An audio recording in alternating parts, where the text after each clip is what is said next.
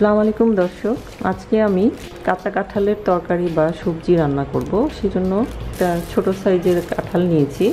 কাঁঠালটা কাটলে হাতের মধ্যে এবং ছুরির মধ্যে কষ লেগে যায়, সেজন্য আমি হাতের মধ্যে পলিথিন বেঁধে নিয়েছি এবং একটা টিস্যুর মধ্যে সরিষার তেল লাগিয়ে ছুরিটার মধ্যে তেল লাগিয়ে নিচ্ছি যাতে কষটা না লাগে। তারপরও লেগে যাবে, তবে কম লাগবে। এখন আমি কাঁঠালটা কাটবো। কাঁঠালটা সাধারণত অনেক বেশি শক্ত হয়। প্রথমে গোড়াটা আমি কেটে নিচ্ছি।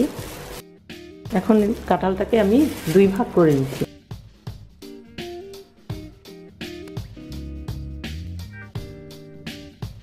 অর্ধেকটাকে আমি আবার অর্ধেক করে নিয়েছি।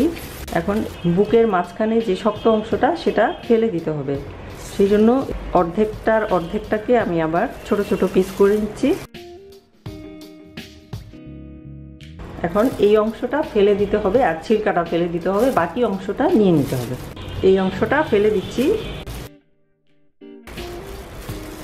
এরপর আমি এটাকে পিছন দিক থেকে ছিলে নিচ্ছি। এই অংশটাই হচ্ছে খাওয়ার মতো উপযুক্ত, এটাকে আমরা রান্না করে খাবো। এভাবে পিস করে আমি রান্না করব। বাকিগুলো আমি এভাবে পিস করে নিচ্ছি। অর্ধেকটা কাঁঠাল আমি কেটে ভালো করে ধুয়ে নিয়েছি, ধুয়ে ঝাঁঝরিতে নিয়ে নিয়েছি। এখন আমি একটা অ্যালুমিনিয়ামের হাঁড়িতে পানি নিয়ে নিয়েছি। এর মধ্যে এখন আমি কাঁঠালগুলো দিয়ে দিচ্ছি। এর মধ্যে আধা চা চামচ পরিমাণ লবণ এবং আধা চা চামচ পরিমাণ হলুদের গুঁড়া দিয়ে নেড়ে দিচ্ছি। এখন আমি এটাকে চুলায় দিয়ে ভালোভাবে সেদ্ধ করে নিব। তাহলে আমি ফিরে আসছি কাঁচা কাঁঠালের পিসগুলো ভালোভাবে সেদ্ধ হওয়ার পরে। কাঁচা কাঁঠালের পিসগুলো ভালোভাবে সেদ্ধ হয়ে গেছে, আমি ঝাঁঝরিতে নিয়ে নিয়েছি।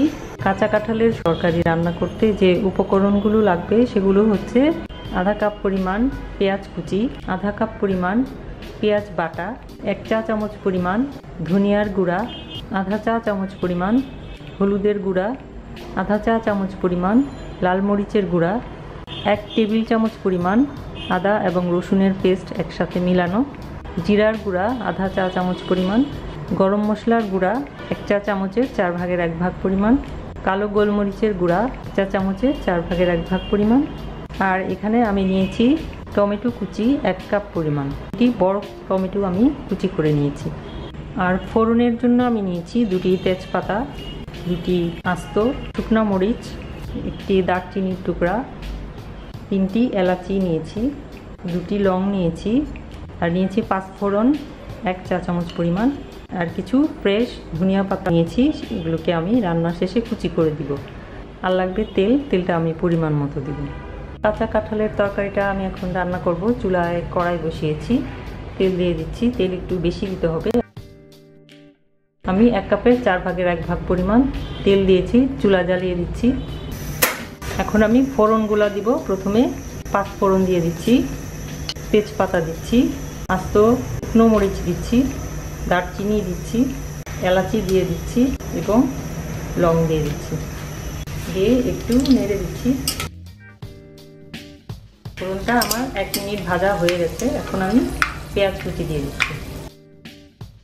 পেঁয়াজটা হালকা ব্রাউন হওয়া পর্যন্ত ভাজবো, তারপরে আমি মশলা দেব।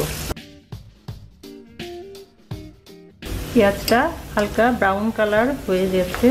এখন আমি আদা রসুন বাটা দিয়ে দিচ্ছি, পেঁয়াজ বাটা দিয়ে দিচ্ছি, দিয়ে একটু নেড়ে দিচ্ছি। এখন আমি হলুদের গুঁড়া দিয়ে দিচ্ছি, লাল মরিচের গুঁড়া দিয়ে দিচ্ছি, ধনিয়ার গুঁড়া দিয়ে দিচ্ছি, দিয়ে একটু নেড়ে দিচ্ছি। এখন আমি মশলাটাকে ভালোভাবে কষাবো।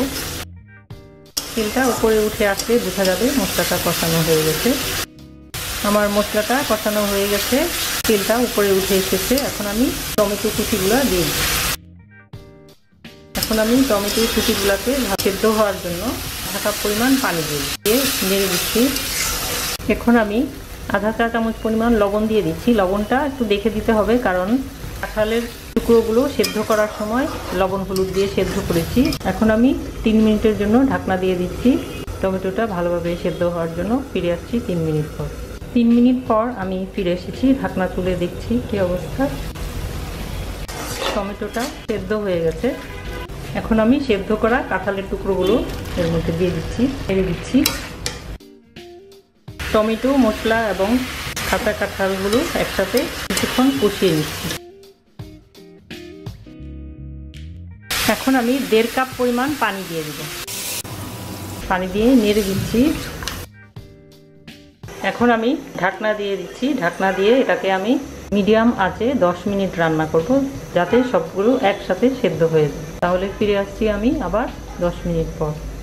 10 মিনিট হয়ে গেছে। মাঝখানে 5 মিনিট পর আমি একবার ঢাকনা তুলে নেড়ে দিয়েছি, না হলে নিচে লেগে যাবে। এখন আমি ঢাকনা তুলে দেখছি কি অবস্থা। একটু নেড়ে দিচ্ছি, দেখেই বোঝা যাচ্ছে সব সেদ্ধ হয়ে গেছে। এখন আমি টালা জিরার গুঁড়া দিয়ে দিচ্ছি, গরম মশলার গুঁড়া দিয়ে দিচ্ছি, কালো গোলমরিচের গুঁড়া দিয়ে দিচ্ছি, দিয়ে নেড়ে দিচ্ছি। খুবই সুন্দর গন্ধ আসছে। কাঁচা কাঁঠালের তরকারিটা আসলে সবজি এবং মাংস দুটোরই মিশ্রণ, সেজন্য এটার মধ্যে মাংসেরও মশলা দিতে হয়, সবজিরও মশলা দিতে হয়। এখন আমি ধনিয়া পাতাগুলো কুচি করে দিয়ে দিচ্ছি এর মধ্যে, দিয়ে একটু নেড়ে দিচ্ছি। এখন আমি মশলাগুলোর গন্ধ তরকারির মধ্যে যাওয়ার জন্য 1 মিনিটের জন্য ঢাকনা দিয়ে দিচ্ছি। 1 মিনিট হয়ে গেছে, আমি ঢাকনা তুলে ফেলছি, একটু নেড়ে দিচ্ছি। এখন গ্রেভিটা কে কীরকম রাখবেন সেটা তার নিজের পছন্দ। ঠান্ডা হলে ঝোলটা আরেকটু ঘন হবে। আপনারা যদি গ্রেভিটা আরেকটু পাতলা রাখতে চান তাহলে আরেকটু আগে তুলে ফেলতে হবে। আমার রান্না হয়ে গেছে, আমি চুলা বন্ধ করে দিচ্ছি। এখন আমি সার্ভ করছি। হয়ে গেল আমার কাঁচা কাঁঠালের সবজি বা তরকারি। এর মধ্যে আমি একটু ফ্রেশ কোরিয়ান্ডার দিয়ে দিচ্ছি উপরে, তাহলে দেখতে আরও সুন্দর লাগবে। কাঁচা কাঁঠালের তরকারিটা খেতে অনেকটা মাংসের মতো লাগে। এক কথায় এটা মাংস এবং সবজিরই একটা রেসিপি। আমার কাছে খুবই মজা লাগে। আপনারাও আমার এই রেসিপিটি ফলো করে বাসায় রান্না করে খেয়ে দেখবেন কেমন লাগে। আশা করি ভালো লাগবে। ভালো লাগলে লাইক দেবেন, শেয়ার করবেন এবং আমার চ্যানেলকে সাবস্ক্রাইব করতে ভুলবেন না। সবাই ভালো থাকুন, সুস্থ থাকুন এই কামনা করে আজকে এখানেই বিদায় নিচ্ছি। খোদা হাফেজ।